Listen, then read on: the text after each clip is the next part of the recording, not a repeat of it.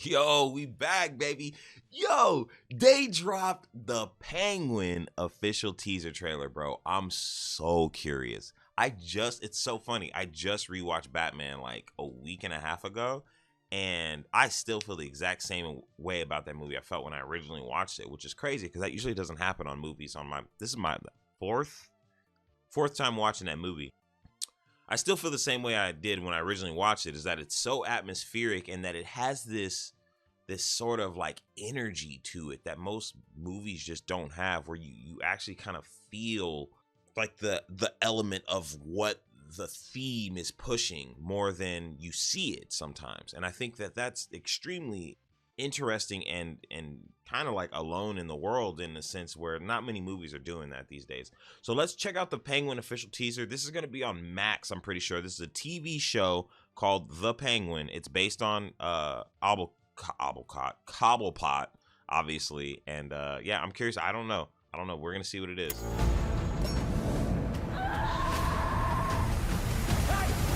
Colin Farrell does such a good job, though. Okay, great shot, automatically. When I was a kid, there was a gangster, real old school type, Rex Calabrese. He was a big deal. Oh my God, I just got He helped chills. people. You saw you on the street, he call out to you. When I'm 14 or something, he has a heart attack and dies. Still holding a cigar. In my neighborhood, they throw a parade in his honor. A freaking parade. I mean, it wasn't fancy, but it was a gesture.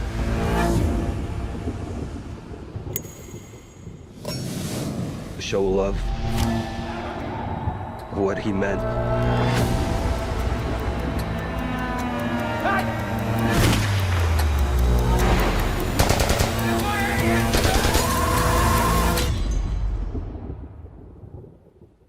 Can you imagine to be remembered like that?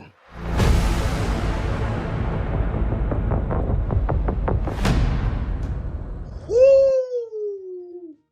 Okay, a lot to unpack here. Okay, so this is the interesting thing. I wonder how DC is feeling right now, bro, because I'm still in the boat of I don't believe in James Gunn's dream. I hope it. Listen, you're talking to a DC guy, bro. I love Marvel. You know, Marvel's cool and stuff. I watch everything. I support both sides of the street, if you will. But I'm much more a DC dude, right? I wonder how they feel if the Penguin ends up doing hella well. Like, let's just shoot the shit for a second. Let's just say the Penguin does extremely well, gets all of these max subscribers. It's the #1 watched TV show in the world. How do you think DC is going to feel, or James Gunn? I guess it's not going to bother James Gunn because he's already a part of it, but like the higher ups at DC that gave James Gunn the reins, how do you think that they're going to feel if the alternate universe stuff that the Batman is creating is actually doing really well now, and it's creating enough like momentum to where that could be it's not a springboard, but that could be their new like motto, bro. Because I still personally feel like James Gunn's idea of a shared universe is way too late into the game, and people don't really care about that anymore, and they just want to go back to having good stories, because the whole cameos and having this person be there for this and that, it's only a few moments or seconds usually you're giving these people these cameos, because you got to pay all this money for these actors to be here and there, and you know what I mean? So at the end of the day, a good story will work a million times better than like 85 cameos, you know. Just look at Space Jam 2 or whatever, you know. So I'm just curious. This looks amazing.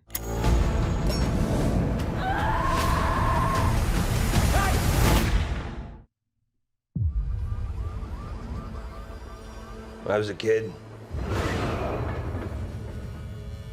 there was a gangster, real old school type, Rex Calabrese. He was a big deal. He helped people. You saw you on the street, Dude, call out to you. I love it.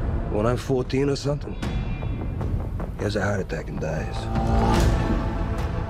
still holding a cigar. In my neighborhood, they throw a parade in his honor. I love it. A freaking parade. I mean, it wasn't fancy, but it was a gesture.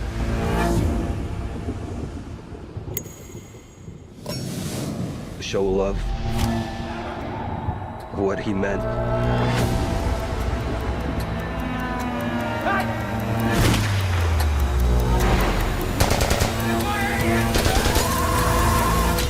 Man, there's so much to unpack at the end there.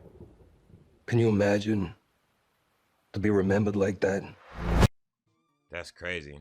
So I mean, that was a great, like, man, this teaser is perfect because it literally embodies like what Cobblepot's trying to do. He's trying to get up on the come up, you know what I'm saying? So him being on the come up in this way is actually very interesting because it just shows that he wants to be respected, remembered, revered, you know, but feared at the same time, and still, you know what I mean? Like, he has so many angles that he's trying to hit at the same note to be that top mob guy, you know?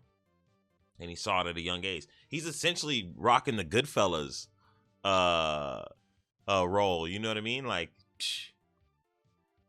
to me, what Matt Reeves is doing with the Batman and Penguin is exactly how I like DC. Very serious, very theme heavy, very rich in dialogue, conversations, ways to look at things. You know, it's not very, like, it's not black and white. It's very gray in a way, you know, and I like that. It gives you room for discussion at the table with friends when you're having these dialogues or these conversations about these movies. And it's not like, hey, did you see this person punch this person or whatever? Like, you know, all that shit's cool and all, but the dialogue and how the message is conveyed relays everything to what the person interpreted in the movie. And I think that, or in the show or whatever else. And I think that Matt Reeves is really, really great at doing that. Like, him bringing this kind of stuff to the table, but then having these really strong, heavy themes behind it that the message can be interpreted in two different ways, where you could almost side with the villain or almost side with the Penguin or almost side with. That's very important to have. And I think that has been lost in translation in a lot of modern movies these days. There's no more villains like No Country for Old Men, or, you know, these movies where, you know, you kind of sympathize with the bad guy or understand where they're coming from a perspective that they're not so bad anymore. They don't seem as bad as they were. You know, nowadays it's just the villain is the villain. He's this big brooding, I got a speech or a message to say that's powerful and strong. It's like the flaws and the weaknesses don't really exist in either side of the party usually lately with these characters and or superheroes or villains, you know. And I think that Matt Reeves is really, really trying very hard to show you that everyone's flawed. Not only just Batman's flawed, Penguin's flawed. Everybody's. There is no perfect person to be had in Gotham City, just like there's no perfect person in the world. So I think that these messages that he's conveying are very, very strong and beautiful in a way to absorb. You know, I don't really get that kind of stuff in a lot of media these days because everything's so black and white. So I really, really enjoy the gray line that you can have and bend with people. I think it's amazing. Colin Farrell looks amazing as Penguin. Like, look at this makeup, bro. He's not even recognizable. You understand what I'm telling you? He's not recognizable. And I think that is so sick. I think that's so sick of a change of a person. If we're talking about any other Penguins, obviously Danny DeVito's Penguin is pretty damn decent, but he really wasn't the Penguin. He was more Tim Burton's creation. And then we're talking about the Penguin from Gotham.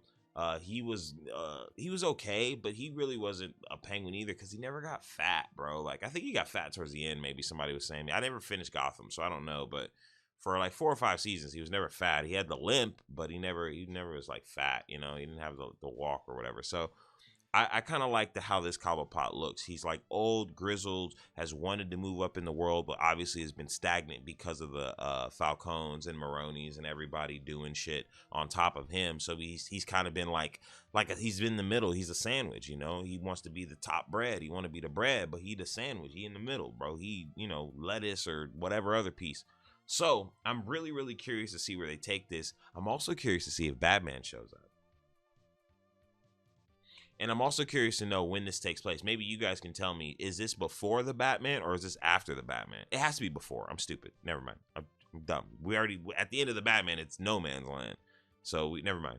Don't even answer. I answered my own question. I love you. But if I'm wrong, let me know. But I don't see like water everywhere. So obviously this is probably before the Batman. In fact, they just showed the bridge and shit at the beginning of it's before. I got it. Thank you. I appreciate that. We just got that together.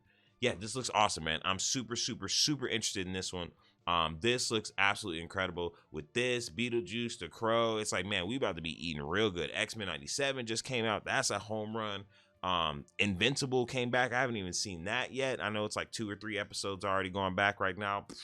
Man, everything's been pretty damn good with entertainment lately. So I'm super excited for this one. You guys let me know, how are you guys feeling about this one? You guys excited or not? Let me know what you feel. I appreciate you guys kicking it with your boy on this one. If you haven't done so, please leave your boy a like, comment, subscribe, support your boy, bro. We trying to get up in here. I'm pushing these things out. I'm doing it all by myself, solo dolo, you know what I'm saying? So I appreciate anything you guys can do to, support your boy. See y'all on the next one. Peace.